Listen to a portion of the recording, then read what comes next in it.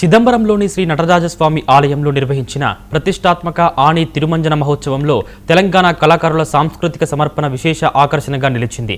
ఉత్సవాల్లో భాగంగా నిర్వహించిన 2 రోజుల ప్రత్యేక కార్యక్రమంలో తెలంగాణకు చెందిన 50 మందికి పైగా సంగీత విద్వాంసులు, నృత్య కళాకారులు, విద్యార్థులు, భక్తుల సంగీతం, నృత్యం, సాహిత్యం ద్వారా నటరాజస్వామికి భక్తి నివేదన చేశారు.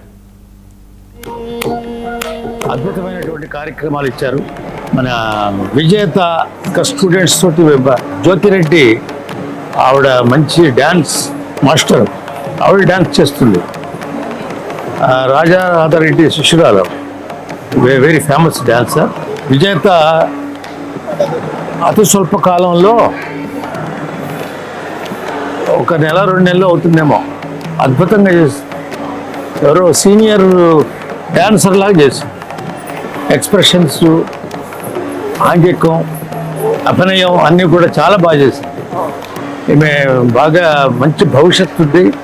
అద్భుతమైనటువంటి కార్యక్రమం. Director and Kuchipudi guru of Jyothi Kalakshetram school of arts. I'm from Hyderabad. ఈరోజు చిదంబరం టెంపుల్లో ఆనీ ఫెస్టివల్ 2nd డే జరుగుతున్నప్పుడు నేను ఇంకా నా శిష్యులు ఇక్కడ సుమారు ఒక 15 మెంబర్స్ పర్ఫామ్ చేయడం మేము చాలా అదృష్టంగా భావిస్తున్నాము. ఇలాంటి అవకాశాన్ని మాకు టెంపుల్ ఆఫీసర్స్ ఇచ్చినందుకు చాలా చాలా ధన్యవాదాలు తెలుపుకుంటూ, ఈ గుడిలో నటరాజ గుడిలో మేము కూచిపూడి నాట్యం చేయాలని నాకు 10 years బ్యాక్ నుంచి ఒక చిన్న కోరిక. ఈ వేళ కార్యక్రమం విజయిత హైదరాబాద్ నుంచి చాలా బాగా చేసింది అండ్ లాస్ట్ ఆఫ్ పీపుల్కి హానర్ చేసింది.